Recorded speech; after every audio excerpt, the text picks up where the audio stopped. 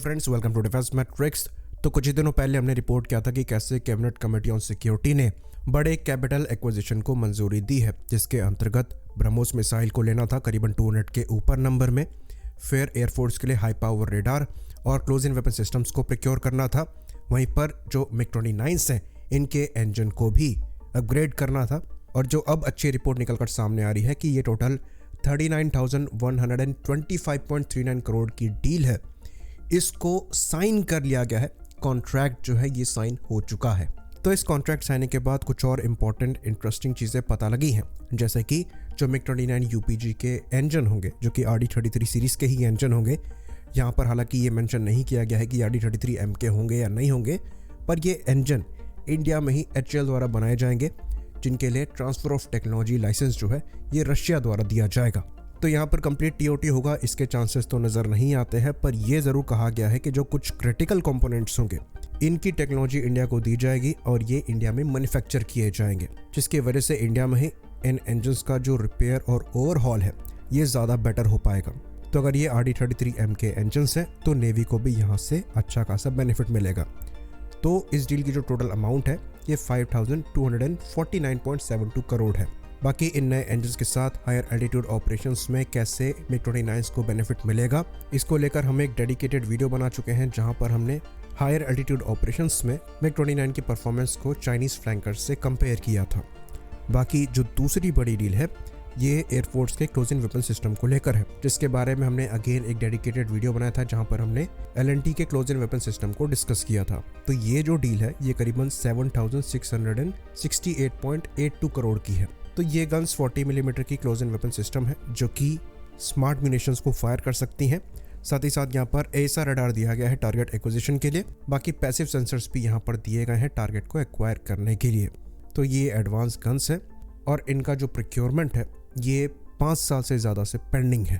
तो ये एक काफ़ी इंपॉर्टेंट इनिशिएटिव है। बाकी जो दूसरा कॉन्ट्रैक्ट L&T के साथ साइन किया गया है, इसको लेकर पिछले वीडियो में हमसे एक मिस्टेक हो गई थी, जो कि यहाँ पर क्लियर हुई है।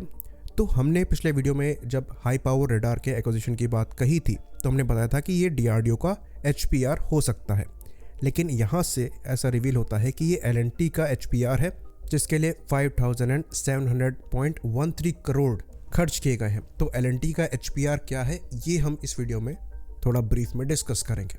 तो L&T का जो HPR है ये इनका खुद का डिज़ाइन एंड डेवलप्ड रेडार नहीं है, ये इजरायली एरोस्पेस इंडस्ट्री का ELM-2084 मल्टी मिशन रेडार है, जो कि ये इंडिया में बनाकर इंडियन एयरफोर्स को सप्लाई करेंगे।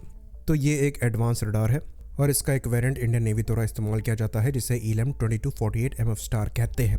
ये इंडियन नेवी का प्राइमरी रेडार है।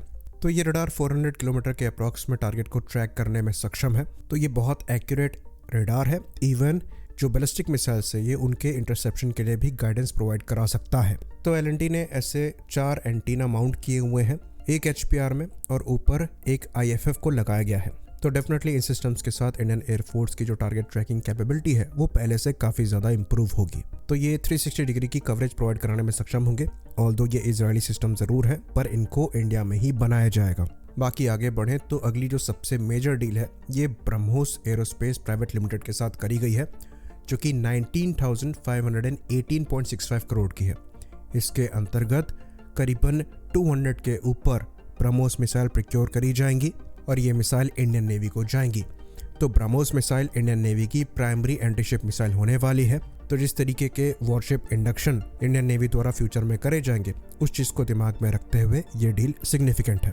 तो ये चीज़ हम जानते हैं कि फ्यूचर में प्रोजेक्ट 17 अल्फा के अंतर्गत जो फ्रिगेट्स हैं ये सर्विस इंडक्ट होना चालू होंगे। करीबन 7 के नंबर में ये फ्रिगेट्स हमारे द्वारा एक्वायर किए जा रहे हैं। एक फ्रिगेट 8 ब्रह्मोस को कैरी करने में सक्षम होगा। बाकी स्पेयर्स हैं। साथ ही साथ हमारे द्वारा जो विशाखापट्टनम क्लास के डिस्ट्रॉयर सर्विस में इंडक्ट किए गए हैं, उनके लिए भी एडिशनल ये मिसाइल्स ली जा रही हैं। तो ये लॉन्ग रेंज इंटरसेप्शन वाली मिसाइल्स हैं, जो कि मोस्ट लाइकली मैक्सिमम 500 किलोमीटर की रेंज में टारगेट को इंटरसेप्ट करने में सक्षम है।